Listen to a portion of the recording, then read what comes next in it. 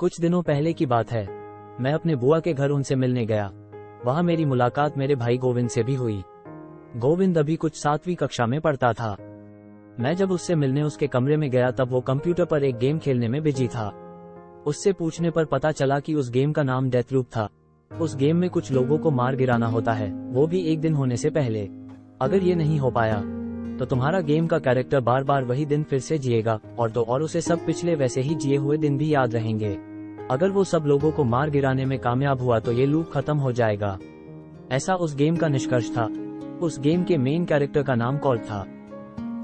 उस गेम का विषय बड़ा रोचक था। जब मैं अपने घर आने निकला तब मैं उस गेम के बारे में सोचने से अपने आप को रोक नहीं पाया। लूप का मतलब होता है एक ही चीज बार बार करना।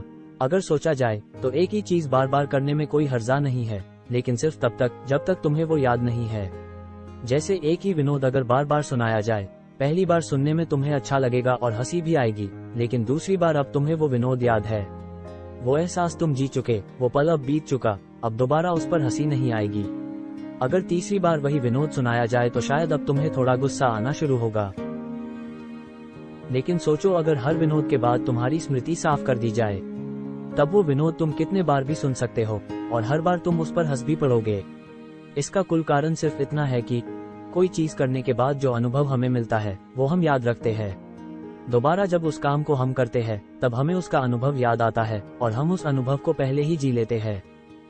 अब चाहे जिंदगी हमें उसी काम में एक नया अनुभव देना चाहे तब भी हम उसे ले नहीं पाएंगे, क्योंकि हम तो वही अनुभव फिर से जीते हैं जो हमने पहले वो काम करने में जिया है। इससे ये होता है कि हम ज्यादातर काम करते वक्त अपने अनुभवों में और स्मृतियों में जीते हैं और असली दुनिया में कम जीते हैं।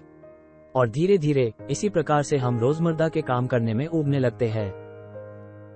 हम अपनी ज्यादातर जिंदगी दिमाग में ही जीते हैं। तुम पाओगे कि लोग अक्सर बोलते हैं अब कुछ नया अनुभव करने को रहा नहीं।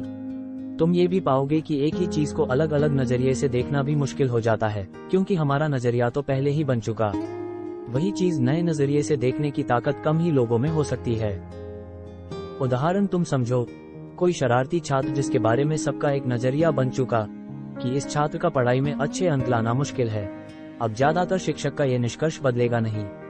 इसका परिणाम ये होगा कि वो छात्र अगर अच्छी पढ़ाई करना भी चाहे तो वो कर नहीं पाएगा, क्योंकि किसी को अपेक्षा भी नहीं है कि ये छात्र अच्छे अंक ला पाएगा, और इससे उसका अपने आप को देखने का नजरिया भी वही हो जाएगा।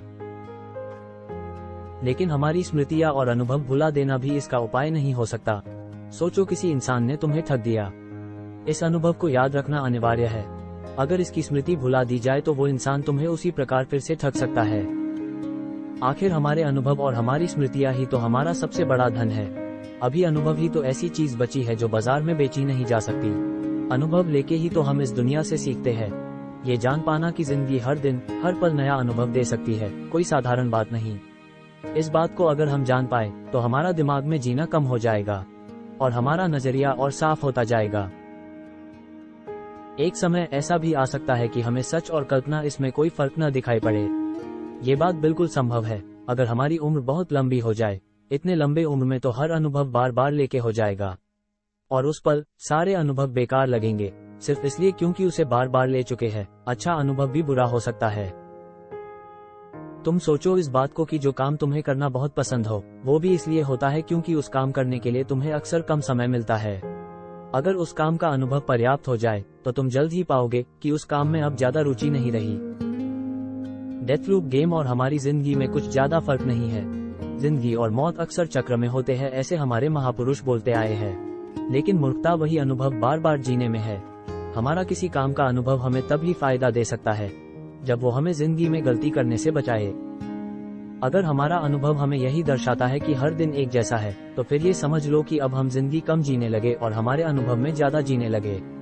अगर हमारे जिंदगी में सिर्फ कैलेंडर की तारीखों के अलावा कुछ नहीं बदल रहा तो समझ लो हम भी कोल्ट है जो डेथलूप में फंस गए हैं।